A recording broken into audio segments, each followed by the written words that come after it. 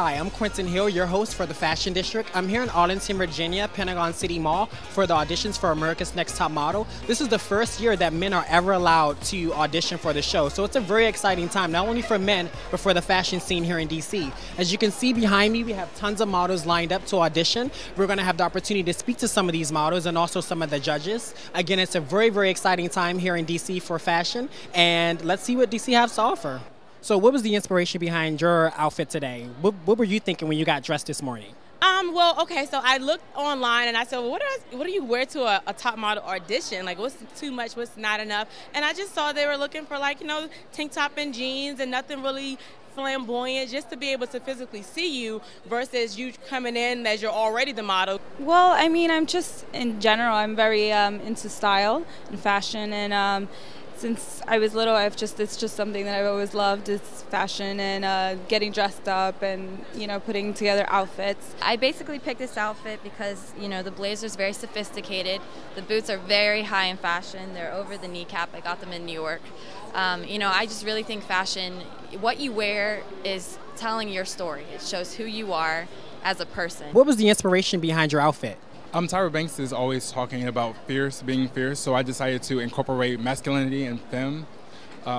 So I decided to go ahead and go with the fur vest and then also add in baggy jeans. So it kind of mixed them both together.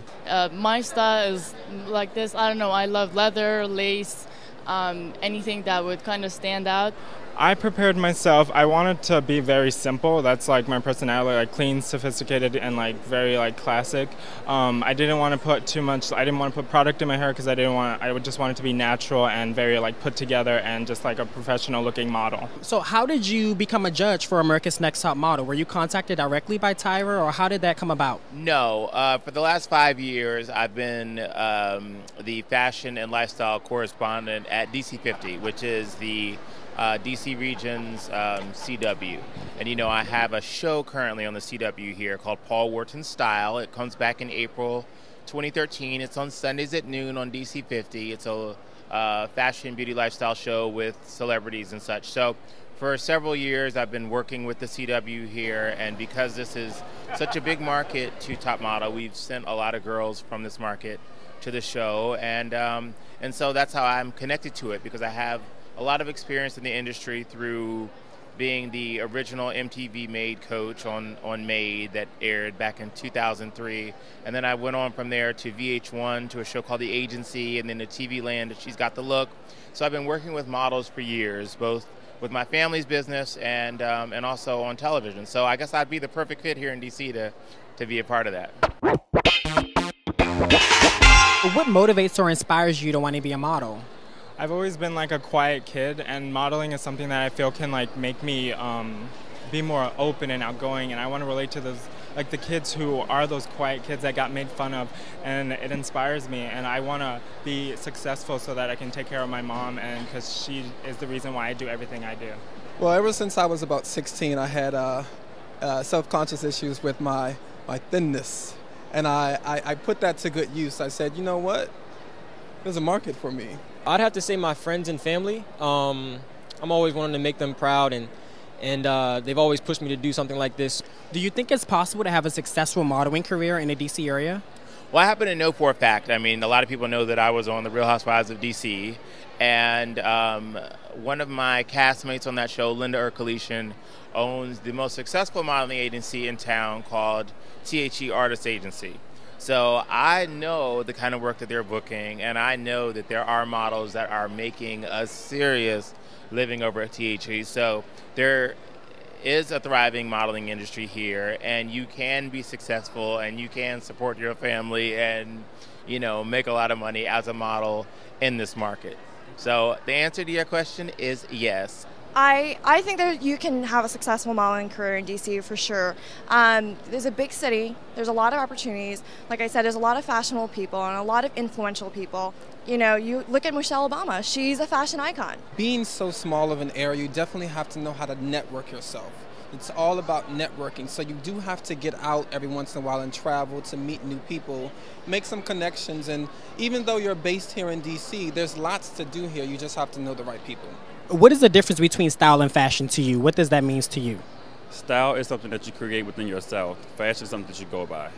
Style is your own personal twist. It's what you make of clothing and fashion. And fashion is all of it together. It's the industry. But what would you say if someone said that DC has no fashion sense? They must never have been to this city. And so many people would want to come here just because of the fashion. I mean, I remember in college, they would say, oh man, everybody from DC has their own thing going on. And that, for me, it was comforting because it was to say that no one person necessarily looked the same way. I would totally disagree. I would say DC is a big melting pot. It comes different people from everywhere. Like myself, I'm from California. I've met people here from New York. I think DC brings different things from everywhere. I would say that it varies because people have their own styles, and some people have it in high fashion, some people have it as swag. I do see myself staying here in DC if I do get a modeling contract, or if I do win America's Next Top Model. It's a great opportunity to raise awareness of fashion here. It's a great opportunity to grow the community here and grow the awareness, and just have fun here. I think being in a new city and being in a city where it's still relatively new to fashion, there's a lot of opportunities to define itself, and I think that's the opportunity that I want to be here for.